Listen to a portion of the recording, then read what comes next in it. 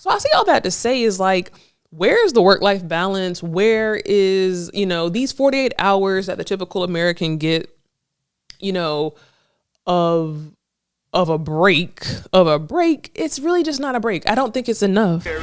Melanie P. Talk to him. Scary with Melanie P. That's scary with Melanie P. Come on. Here we go. Welcome to another episode of the That's Scary with Melanie P podcast. It is me, Melanie P, and we are here to entertain you. And by we, I mean me. Okay, listen, it's Sunday night and I'm doing my recording. And actually I'm doing what sometimes we in the industry call batch recordings. And that's me kind of being funny. And when I say about in the industry, but I wasn't going to do this episode tonight. But then I think something kind of led me to do so. We're going to have some great conversations, some great topics. But I'm going to start off with something that's not so happy and not so great. So I just want to be kind of transparent, with that little disclaimer. If you are easily triggered by conversations of suicide and things of that nature, I would probably fast forward through this part, but every episode I start with a mental health check-in, and that is really one of the main reasons why I'm doing this episode tonight. So mental health is a conversation that I have on every single episode because it's so important. And I think that, we live in a society of cliche terms or terms of the year, of the decade. Like right now, some of the terms that we always hear people talking about on podcasts are masculinity, femininity, soft life, narcissism, gaslighting, things of that nature, soft girl era, all those things. And sometimes that can be the part of social media that can drown the seriousness behind certain topics, right? So like I said, every episode I started typically with mental health. And I got a text message from my sister-in-law, and she was telling me that one of my nephew's classmates that's in 7th grade literally committed suicide. And that, I don't know, man. So that's part one. Part two, and I'm gonna come back to that, but I was listening also against my will, because I'm not a CNN type of girl, but I was listening to CNN yesterday, and there was a shooter in Maine, a army, I think he worked in the army, killed about 18 people up in Maine. And when I was listening to that CNN episode, the anchor lady was saying that, mental health is a huge factor when it comes to these type of mass killings, right? And mass shootings. And so, obviously, unless you're living under a rock, I feel like every other week, if not every other month, we're hearing about, someone is doing a mass shooting or some type of something of that nature. And it just really just goes to the topic of mental health. And she was saying that,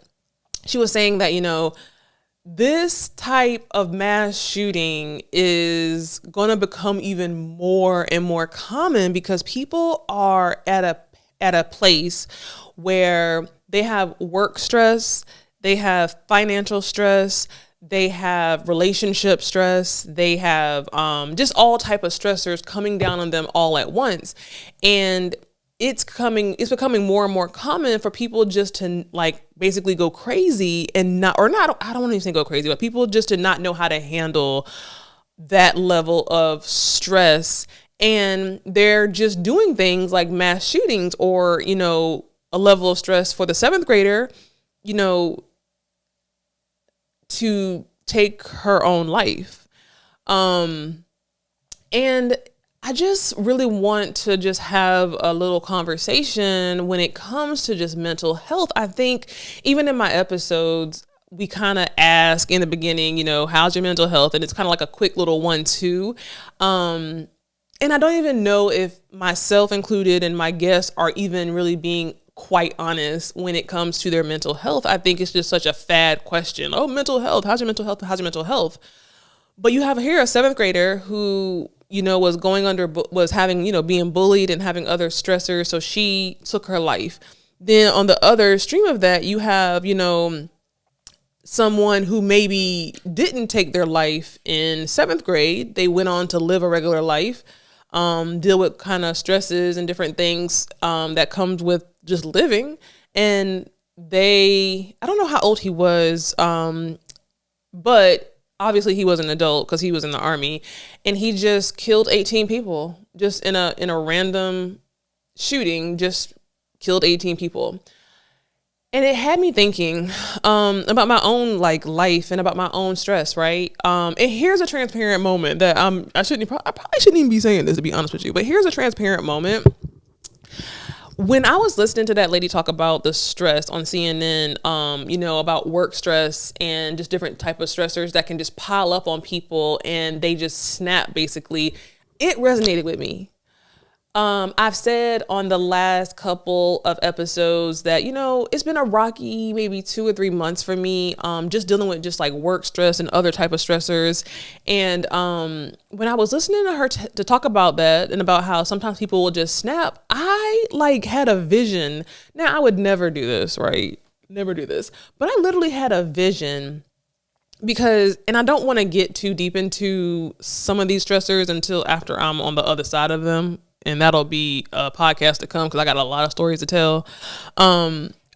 But I am not the kind of person, I have stress. I have mental things going on, but I don't see myself doing like killing people, you know, or committing suicide. But when she was talking about that, I kind of had a flash of these people that are in my 8 hours a day who are causing me stress. I could see, and I'm going to leave it there. I'm going to leave it there. You work, and if you have kids, you parent. And if you have a spouse or a partner, you work with them.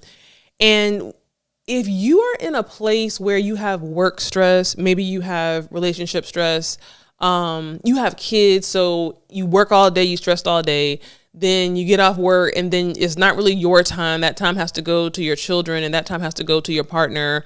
If your partner even has that time, to be honest with you. And then what do you have left for yourself, right? It's Sunday for me. Okay. I have worked 5 straight days and I'm literally in a mental space, especially when it comes to work, that stress isn't even the word. Like stress isn't even the word of what I'm experiencing on a Monday through Friday, 9 to 5 kind of basis. It's to the point where I take stress pills. I take deep breaths. I try to meditate. I try to do all types of things to be able to just deal with work and the stress of work. And so 5 days of that, 5 days of sometimes anxiety, panic attacks, stress, just a level of stress I've probably never have experienced in my life. And then I get 48 hours after having a week of that to myself, right? That does not sound right. You work 5 days and you get 48 hours to decompress before you're right back there, right? So Saturday comes. Now, here's my truth. Stressful work week that I'm going to get into the details of it when I'm on the other side of it. But stressful work week last week. Finally get off Friday about 6:30. Get into my car. My car don't start. I had some car issues. Okay. So already at a mental space of just my gas tank is totally on empty. My physical gas tank, not my car gas tank, but my physical gas tank is literally on E. I'm depleted. When I left my desk at 6:30, my body tank was absolutely on E. I get in my car, I go to start it to just start. Okay, it's Friday. Let me go get my kid and start the weekend. Car don't start. So then met with a whole different level of stress. Deal with that all Friday night, literally all Friday night. Waited for the tow truck guy to come from 5:30 to 10:30 at night. He never came. Stress. Go to sleep, wake up in the morning, start the car stuff all over again, right? So all over. So here it is. It's my 48 hours. The time clock has started. And I know that people can resonate with, like this resonates with people because you be so excited for the weekend, but literally on Friday night, I feel like the time clock starts until Sunday night, Monday morning. That time clock starts and it's going fast as fuck. It's going fast as fuck. That week going by slow, but when it comes to Friday, the time clock from Friday to Monday is going fast as fuck. Saturday morning, wake up, spend all of Saturday morning dealing with my car issues, all of Saturday morning. I spent from Saturday morning until got it resolved at around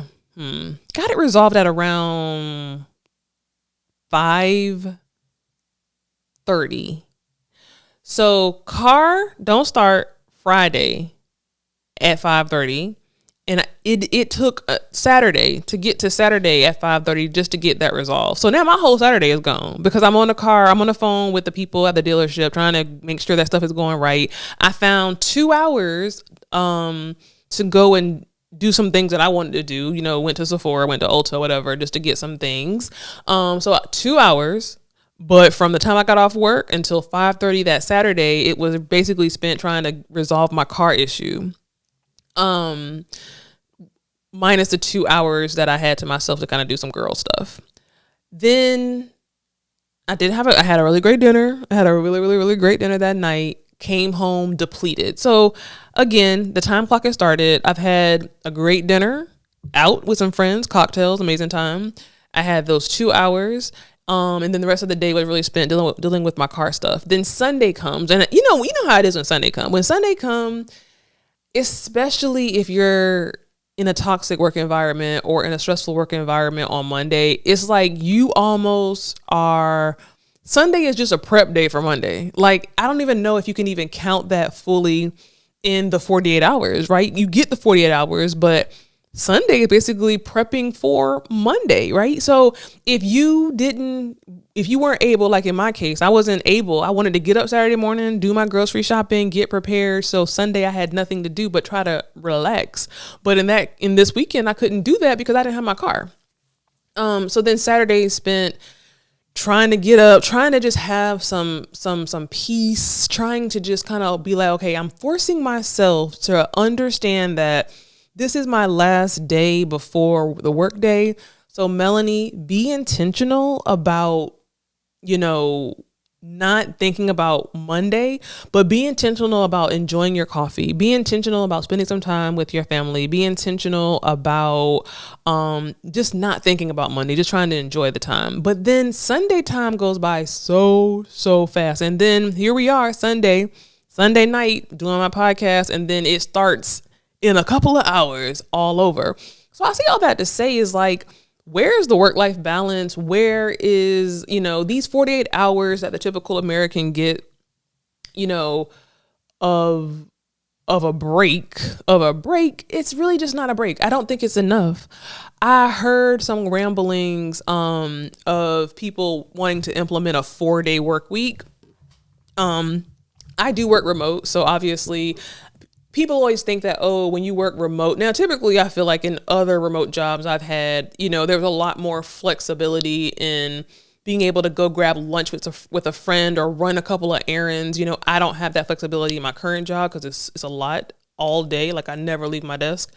But I feel like when you work remote, you kind of work harder and longer hours than you do when you are actually in the office. Coming full circle, mental health needs to be more of a serious conversation. They're talking about abortions and they're talking about, not allowing a woman to choose.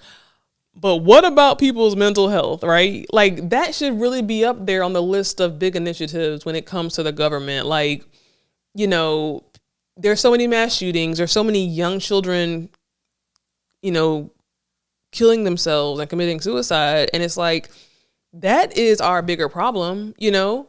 I don't know. It just really hit me when it came to just to hearing those two stories, right? Again, you have a child and then you have a grown man, both dealing with mental health issues and both manifesting those mental health issues in different ways.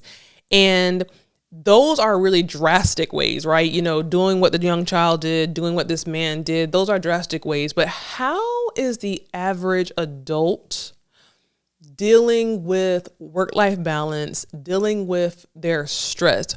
Who do you have to talk to?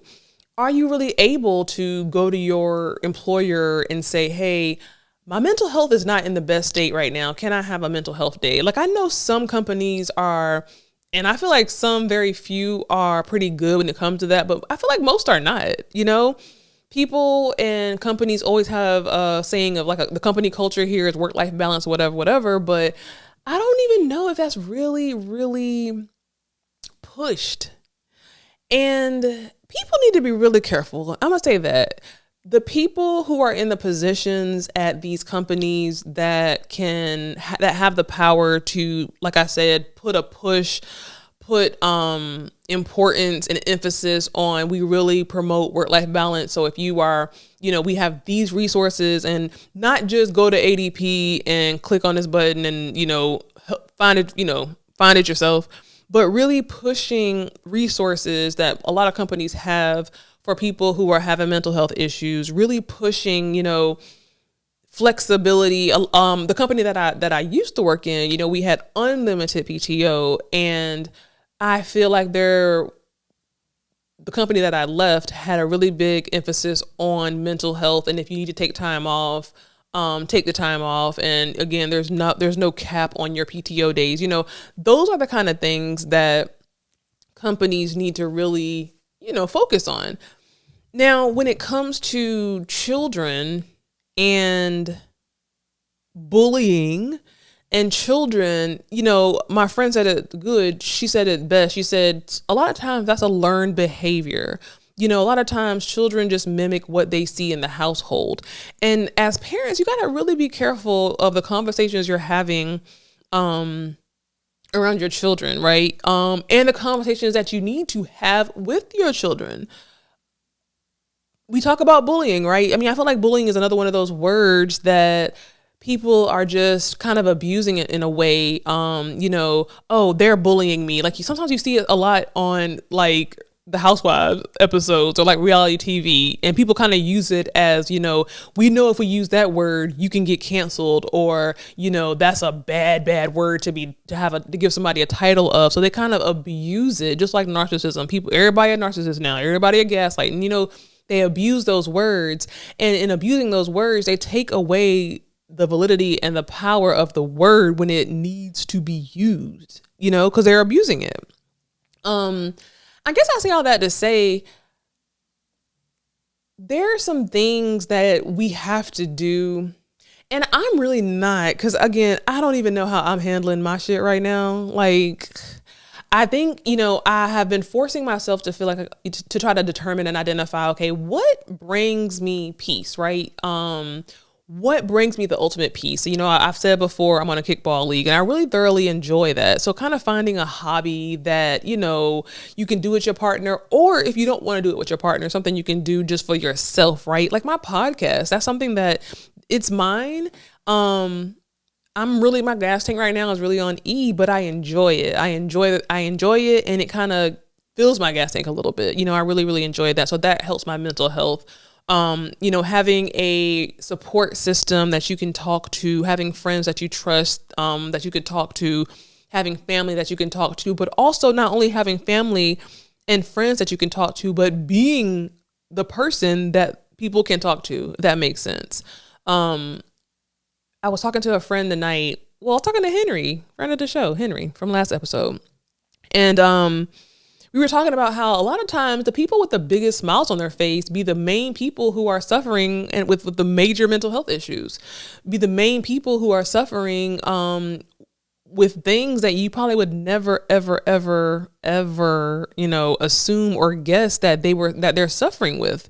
A lot of times people who have the biggest smiles on their face and kind of have the biggest light, a lot of times they're the ones who are struggling, and their light is shining bright for other people, but they're empty inside. You know what I'm saying? So, they always say, check on your strong friend. And I cannot emphasize that enough because that's true. That is true. And I always kind of use what always comes to mind is Robin Williams. He was one of the most funniest. I mean, he was very funny, always happy, always jovial, always laughing, always, putting a smile on somebody's face. And I believe he killed himself as well. Hope I fact checked that, Lord Jesus. But I believe he committed suicide. And think of all the celebrities, right? They're the ones that we see in the forefront. Think of all the celebrities in the past couple of years that have committed suicide and taken their life. So I say all that to say, this is my mental health check-in, right? One thing I want to end that segment on a positive tip. A good friend told me years ago, you are not a tree. And if you're in a situation that is not serving you, whether it's a job, whether it's a relationship, whatever it is, if it is taking away your peace and causing you stress, you are not a tree. Get the hell out. Make the move. Get the help. Get the hell out. Be strategic. If it's an employer that's not serving you, right, and that's causing you stress, anything's possible. You're not a tree. Move strategically. Get the hell out. So I really want to send my love and my prayers to my nephew and his classmates and the parents of that little girl, because I just could not imagine the torment that they must feel and the guilt, right? Because as a parent, you're thinking, I know I'll be thinking like, what signs didn't I miss? You know what I'm saying? So hug on your kids a little bit tighter tonight. And just have those conversations that maybe are not the most comfortable and pay attention to the signs, right? So that's the mental health, right? Moving on swiftly and professionally. This is not even wine. This is grape juice. This is how I don't even have it in me to pour me a glass of wine. So here's another thing. I have been looking all on social media this week, and there have been all of these lists going around. There's a list of places that there's a list of places that women are saying that they will never go to on a first date. There's a list of types of women that men are saying that they will never date. There's a list of types of men that women are saying that they will never date. So listen, this whole conversation about Cheesecake Factory and all this stuff, it started out, as a fun little conversation, but let's just back up here. It started with who pays the bills, 50-50, all these kind of conversations that really started out as just really good, interesting conversations, to me have turned very toxic. And I said this before, but I really want to know your opinion, because I feel like, is it just us? I really feel like it's just us that have these conversations about where we won't go, where we will go, who we will be with, what they got to make, what he got to do, what he got, all these different things. And I'm a little bit embarrassed because I feel like we have an audience. We have an audience, if you know what I mean. And they're just eating their popcorn, watching us make a fool out of ourselves. They are eating popcorn, watching us separate. They're eating popcorn, watching us argue and bicker, man versus woman, right? They're eating popcorn, watching us further divide, further live in this single space, and almost, I don't want to say glorify it, but it's like, this has to stop. Now, not to be a hypocrite, because, I do be being a hypocrite, but it's like, we talk about it, we get on these podcasts and we talk about it and stuff like that, but it's just turning into something that I feel like is just dividing us so much. And I always say that if whoever they are, can divide a family, they are winning.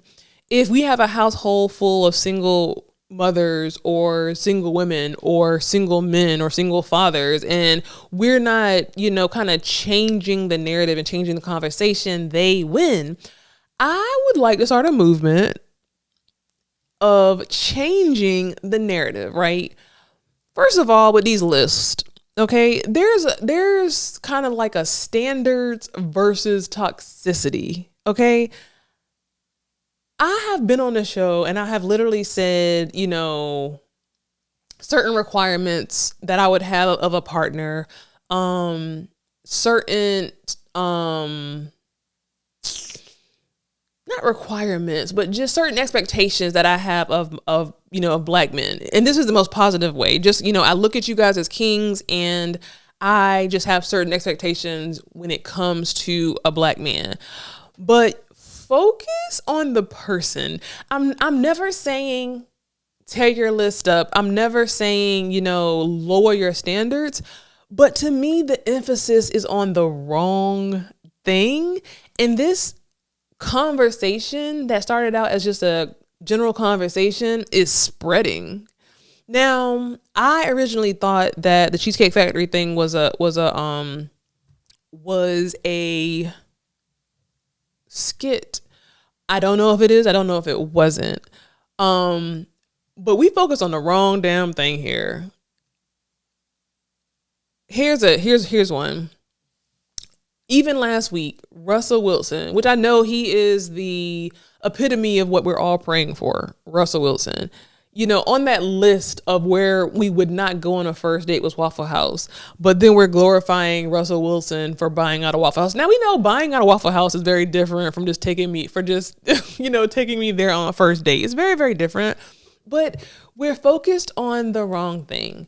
We need to start changing the conversation and changing the narrative to build each other up, right? Not what we won't do. What's the solution? What's the solution? And I don't mean the solution is, make more money, nigga, make more money, or, whatever the case might be. What is a positive conversation that we can have? What is a positive solution that we can have other than just a list of won'ts and don'ts? What's a list of do's? What's a list that will help bridge and bring couples together, bring people to be married, bring families together? Like, what is that list? I really feel like we have to really, really change the narrative. I feel like it's just getting too far. I feel like it's really, really getting too far. We got to reel that back in. What I would like to see, right? Because I feel like there are a lot of healthy marriages out here. And I know healthy marriage can be very subjective, but there are a lot of healthy, beautiful marriages out here. I want to see the married people flooding social media, talking about the beauty in their marriage, talking about, their stories of how they met their partner and how it turned into a positive situation and how they got together, got married and moved and, and had this beautiful life. I'm really kind of getting sick of these lists and these masculine versus feminine. And I get it. Like, some of the conversations are needed. A lot of the conversations have a lot of validity to it. But I feel like we're going more so on the toxic side versus the healthy side. I'm all for healthy conversation. I'm all for like having the conversation so we could like meet in the middle and, come together. But I feel like these conversations are really kind of dividing us apart. And I hate that. I think we have to do better. I really want to champion the people who are in happy relationships, the people who are in happy marriages or just healthy marriages or who've like gone through the ups and downs of marriage. I want to challenge y'all to flood, y'all need to be on here doing skits, but from the opposite. You know what I'm saying? Like, if the Cheesecake Factory shit was a skit, I want to see a skit of, I don't know, something just the opposite, because I just feel like we need to change, like, this algorithm that we're seeing everywhere. I feel like it's just always putting us against each other. And all I know, and I say this all the time, all I know are great black men. All I know are people who are happily and healthily married, who've been married for several years. That's all I know.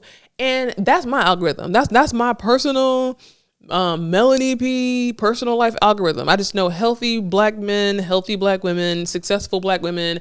Who knows? I know some couples that I'm talking about might be paying 50-50, but they balling. They're balling together. They're traveling the world together. You know what I'm saying? They're not talking about no 50-50. They're coming together and again, like Henry said on the last episode, you have your standards and that's great, but don't let your standards turn you into the cat lady or the cat man, because it's both sides. It's not just women out here. And I really want to keep saying that it's not just women out here, lonely, single with the cats. It is men out here. I was at a restaurant earlier today and I saw two men sitting in a freaking booth. I don't think they were gay, but they were sitting in a booth laughing and kikiing, and they look like two just single dudes. You know what I'm saying? So it's not just the women out here. But the purpose of what I'm saying is that we have to kind of change the narrative and just kind of have more positive conversations, have more healthy conversations, have more conversations where our black brothers and our black sisters are healthily having conversations to meet in the middle and make each other better. And you're open to hear people's opinions without interrupting, without bashing, without yelling or going crazy, but just having an open mind and thinking because people always say, black women are earning at their top potential. They're buying homes, they're doing this, and the men can't keep up. I'm not saying to raise no man, but if it's a man that you know, that you care about, that you love, just a friend, encourage him, build him up. You don't have to date him, but we need to start just pouring into each other. Because right now, mental health issues, stress issues, can't find a man, can't find a woman. This is all toxic stuff coming down on the culture, coming down on us. And we have an audience of people who are watching us make fools out of ourselves with these stupid lists. And I do feel like these lists are real. I feel like these are really things that some people really live by. That is dumb.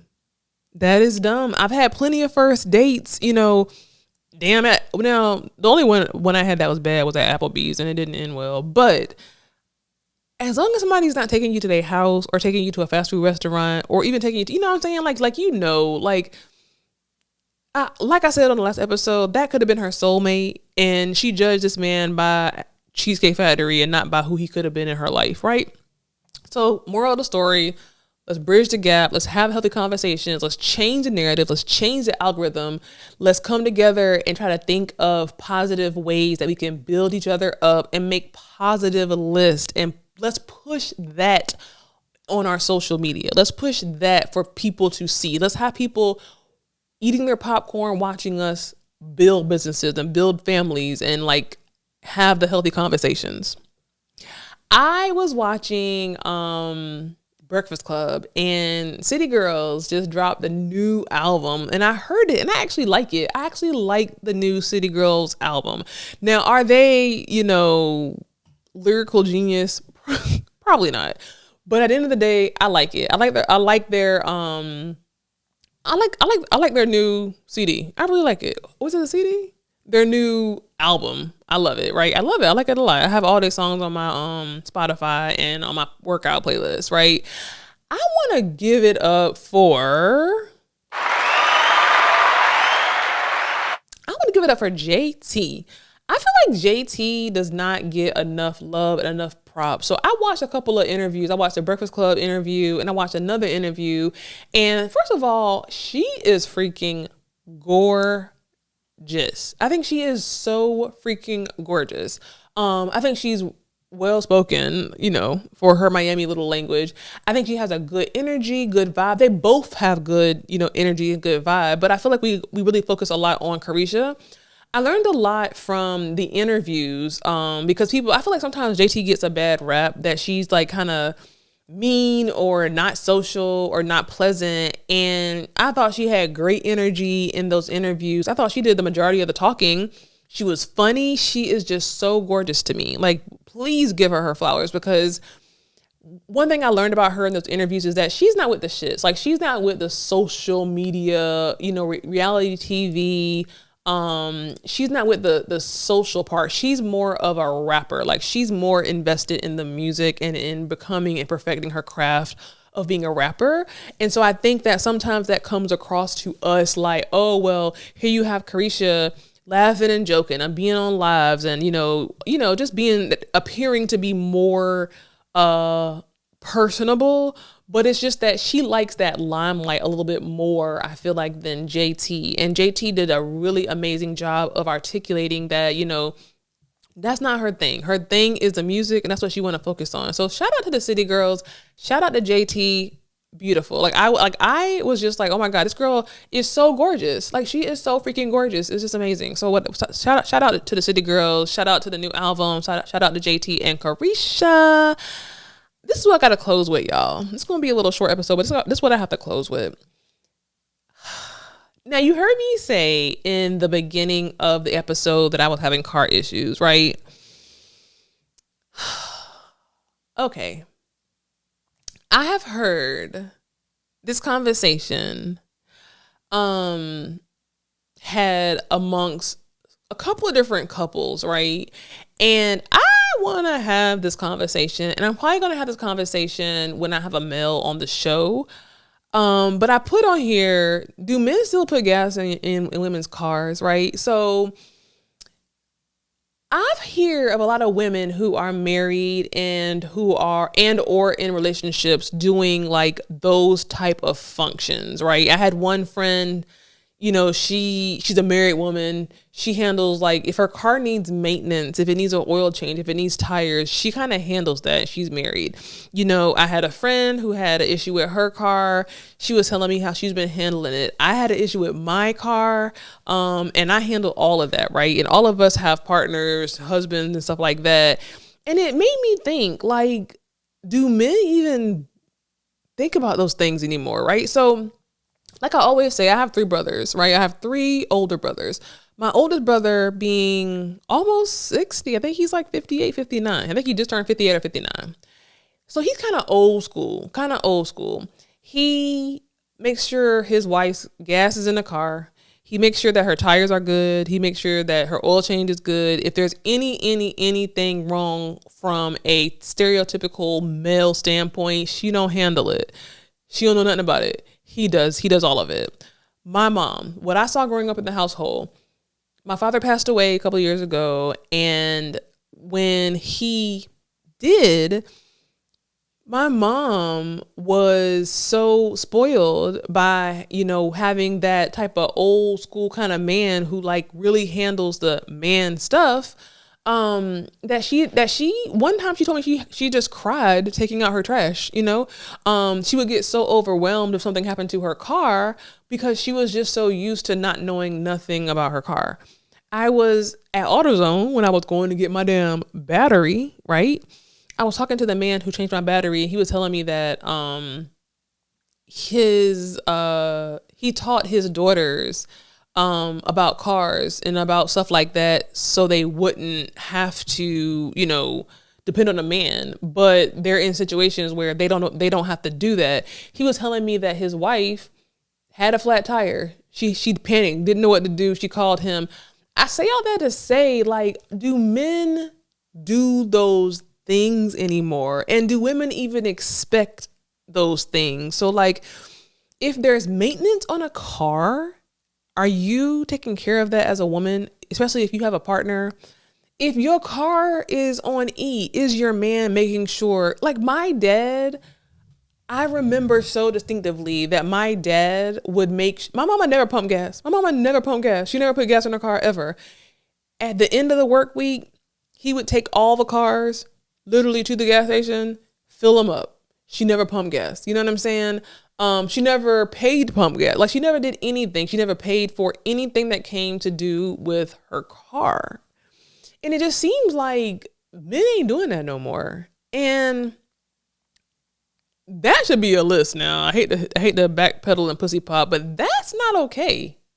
It's not okay. I just don't feel like if you're a woman and you are married or you're living with a man or you're sleeping with a man, if you have a car issue, I truly don't think, especially if you're married, especially if you are or engaged or living with somebody, if there's a car issue, I'm confused on why I'm hearing so many women say that they are handling it. And let me correct that. So many married women handling that, right? Are men not filling up the gas tank? Are men not handling tires? Are men not handling, any kind of maintenance on vehicles anymore? I just find that to be hard to believe. And I wonder what happened. So like my brothers, I know for sure that they do. Because that's what they saw. So is it a situation of men not seeing that? Because we get it. A lot of fathers are not in the home. A lot of men did not grow up with their father. So maybe they're not seeing that in the home. So they don't know that that's an expectation. I know myself personally in my situation this weekend, and maybe it's the stubborn in me, but I'm not going to ask or beg someone, a man, to do anything with my car if they are witnessing my car have issues, right? I just feel like that's something that should go without being said. Like, are men still doing these things? I think I'm gonna have to bring a male on the show. I think SJ will be on the show next week having a conversation with us, and I'm gonna have to ask him. And it's just interesting, like, from a woman's perspective, like, what are your expectations? I feel like, now I will say that I think when it comes to things of that nature, those are expectations that probably should be verbalized on the onset of your relationship. But I can also see where, years go by or time goes by and maybe it's a conversation that you never have. And then you're just kind of holding resentment towards your partner because you are a married woman at the damn Altima, or I don't know, not Altima, but at the Nissan place or the what's a car? The Lexus shop, servicing your vehicle. Like, where is the man? Like, where is the man when the woman is at the dealership? That doesn't sit well with me. And I think we have to do better. And I think we have to really, really have those conversations. Again, I keep talking about healthy conversations. But there are certain things that you should be discussing and expectations that you should be discussing with your partner in the very, very beginning. So when it comes to things like this, car maintenance or, I don't know, housework, those things really should be ironed out in the beginning. So when those things happen, now I could see a situation of, I think most women that I know, they would think, and they would probably say that I would not think that I would need to have a conversation. Like, I personally would not think that would need to be a conversation that I would have to have or an expectation that I would have to set. Because to me, I feel like, wouldn't that be common sense? Like, I feel like that would kind of be common sense. And I think that it could be such a blurry line because you have resentment, you lose respect. And it's like, well, if I'm taking my car to the damn dealership, what I need you for? You know what I'm saying? Like, what I need you for.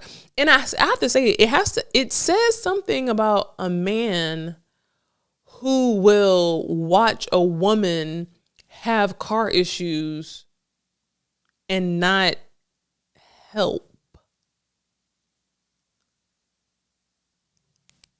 It says something about a man like that. I mean, it really does. And I've heard this from various friends. I've heard and I've witnessed this from various friends and, people that I know, having those thoughts and having those issues in their relationship. But I also know, like I said, but a lot of the men that I know that do this for their partners and their wives are older. So is this something that's kind of getting phased out? Because, women are kind of getting married later in life. And so women have, like for me personally, have I though? I'm sorry to say it, like women, before they get married or, be with a partner, they have lived a single life where they're doing those things anyway. So maybe it's just kind of second nature for them to do them even when they get married or attach themselves to a partner. But I just feel like even if you see the woman doing this, and this is just a cheat code for men, don't ever let your lady handle car business unless she wants to. Because I know we have some women who just want to do that stuff. I don't know any. But it's very simple. Like we talk about like relationship stuff, and certain things are low hanging fruit. Like if you're having a car issue, if you see or hear that your woman is having a car issue, it's low hanging fruit to be like, hey, what's going on? How can I help? Or let me handle this. Or let me help you. Or let me go with you. You know what I'm saying? Like that's just like low hanging fruit. That's free. It costs no money. You know what I'm saying? Now, it do cost money to get new tires, and it do cost money to get an oil change, and it do cost money to do car repairs. And I do feel like, the man should be paying for that. I feel like the man should truly be paying for that. And this is nothing negative, because I know I just spoke about kind of bridging the couples together and like bridging people, relationships together, being more healthy about it. But I truly do feel like if you're sleeping with somebody or if you have somebody's kid or if you're married, when it comes to the car, I feel like that should be the man's responsibility. And I truly feel like the man should be filling the tank up. And I don't even think the man should really be driving a woman's car. And I also feel like, and see, this is new for me, but I also feel like, it's been my experience, and tell me if I'm wrong, because it could be me, but it's been my experience in the past as well that typically when I'm in a relationship or I'm dating somebody, I don't really ever drive my car. But I feel like sometimes with some men, you be driving your car. Like, again, if you're married, I guess it's different because it's y'all's car. I don't know, man. It's really sticky. And I don't want us to get 10 years from now and women are building houses and bringing home the bacon. And I don't know. I don't want it to get there. And I think that's when you kind of implement those healthy conversations and those healthy conversations to meet in the middle. I always say that, anything can be fixed with just some healthy conversation with two people who have open minds, who are coming to the conversation to hear other people's perspective and walk away with compromise and a solution. Listen, thank you for listening to the That's Scary with Melanie P podcast. I am loving the numbers. You guys are really showing up. Make sure that you are subscribed. Make sure that you are subscribed to the YouTube channel. Make sure you are following me on Instagram and TikTok. That's scary _ podcast. That's scary _ podcast on Instagram and on TikTok. And That's Scary with Melanie P podcast on YouTube. I've enjoyed the conversation. I am sending positive vibes. I'm sending great work week vibes. Listen, you're not a tree. Don't let nobody take your power. Don't let nobody take your peace. I will see you here next week.